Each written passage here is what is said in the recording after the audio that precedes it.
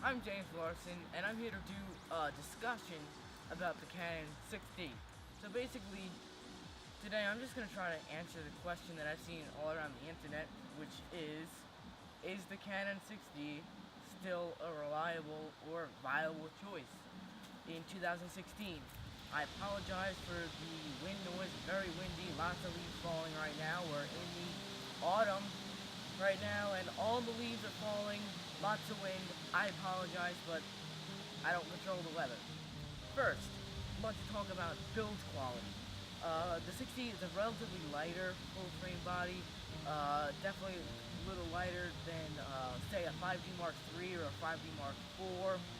It doesn't have that heavy-duty feel to it, which, in my opinion, it is built very good. I personally like heavier gear as it makes me, I don't know, it just feels more rugged to me. And I also feel like Canon with the 60 could have done a little bit of a better job with the weather sealing, but I can't complain. I really don't shoot in the rain anyway, so it's not too big of a deal. The next thing I like to cover is 20.2 megapixels. That, for me personally, I feel like 20.2 megapixels is enough for most people. It is big enough to do most prints. If you're doing larger prints, I'd probably recommend something with more megapixels, maybe like a 5D Mark IV, which is at 30, but then again, that is much more expensive. Something you might want to look into is maybe like a used Nikon D810 or something. On Fred Miranda or eBay, something like that, you get some really good deals on a used Nikon D810, and that gives you 36 megapixels.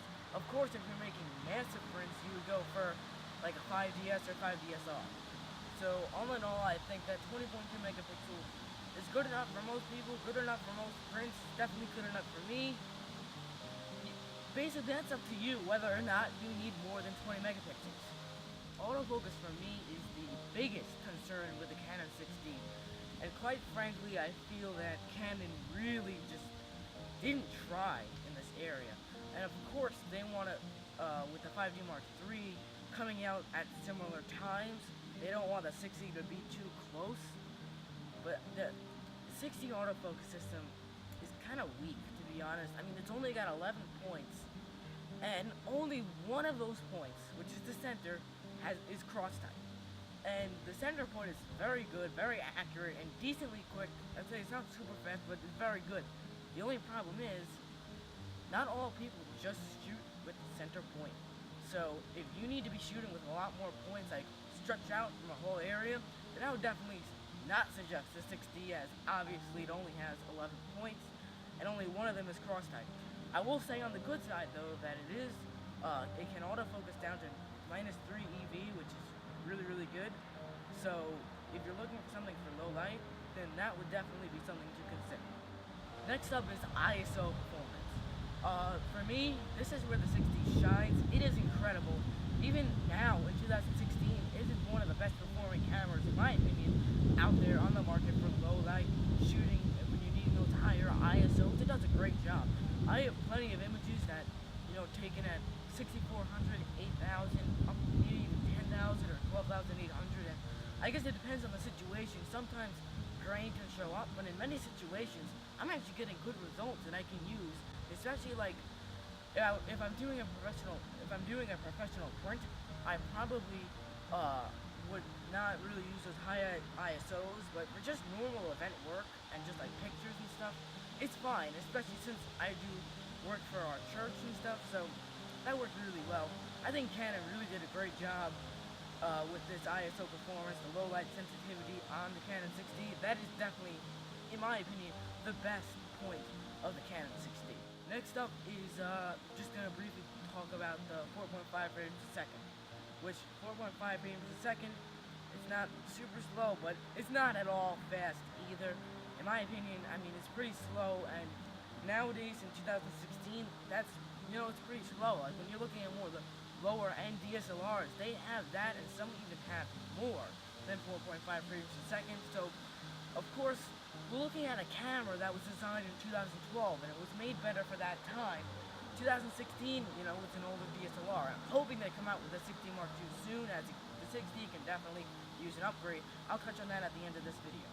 Next thing that's pretty good with the 6D, which they marketed a lot, back in 2012. Not so much now because a lot more cameras have the capability, but that was Wi-Fi and GPS. Canon's first DSLR to have Wi-Fi and GPS.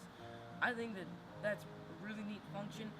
I've never used it mainly for the reason that it drains battery life pretty seriously, and I don't have a phone. The Wi-Fi and GPS, it's great, but I really don't use it. So the next issue I'll want to talk about is the video capability.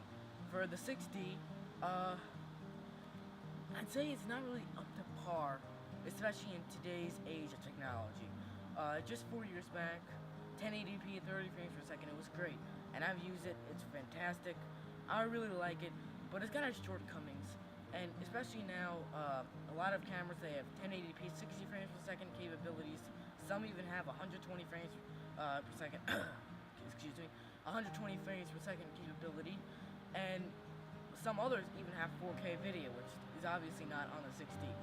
So when it comes down to it, especially like with the 30 frames per second, you really can't do slow motion work with 30 frames per second. You need something like 60 frames per second or higher, which is why I have the 80D. I really like it. I use it for my slow motion work. Big problem with the Canon 6D video, which I've noticed, and there's really not much that I've really done about it because I'm not really in those situations too often. But something that's pretty bad is the Moore problem.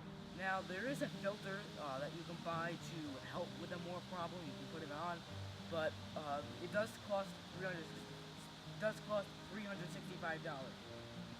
And so here's basically the bottom line. 60 is a very capable camera. It's got its shortcomings, but you can work around them, and I've learned to work around them, and I've tried my best to use it to its full capabilities, which, you know, that's the most important thing when you're shooting photography, videography, all that kind of stuff.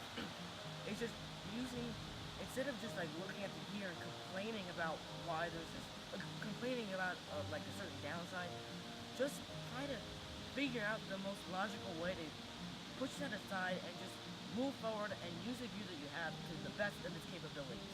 And I'd say that a 60, 20.2 megapixels should be sufficient enough for most people. I say someone that's, once again, entry-level body, an entry-level full-frame body, and like get into the world of full-frame, this would be a great camera. I see gray market deals and refurbished deals that get it close to 1,000, once in a while even under 1,000. That's a really, really great price for an entry-level full-frame camera. So if you're looking for something to get you into it, you don't need a super sophisticated autofocus system, then the 6D I think would fit you. Of course, you need 1080p, 60 frames per second or more, you need 4K video, or you need sophisticated AF or something else, then obviously the 6D is not for you. Now, the good news is that hopefully within the next year or so in 2017, a 6D Mark II hopefully will come out. And there have been rumored specs, of course, and with rumors you don't know exactly when to trust them or not, but here's what I think Canon will do with the 6D.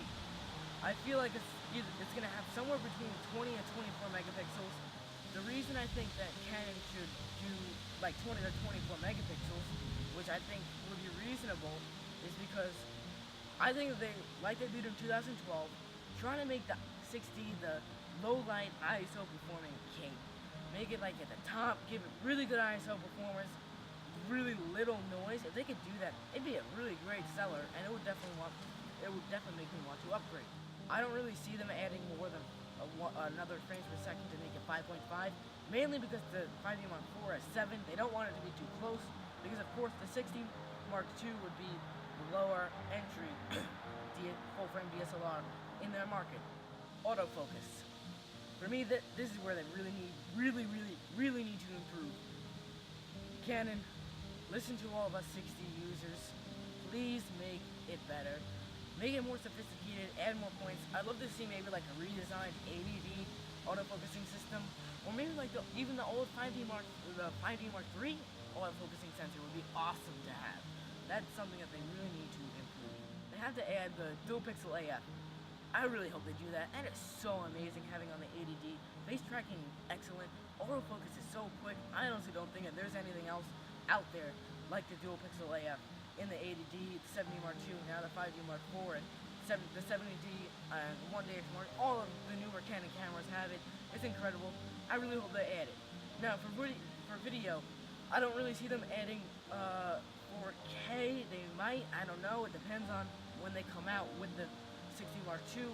In my opinion, they should put 4K because if they want this to be competing with like more Sony cameras and stuff in 2017 and forward, they should really put in 4K. Something that would be awesome to see is 1080p 60 frames per second, and who knows, maybe they'll even do 1080p 120 frames per second. And I know that sounds kind of crazy, but it would be a first.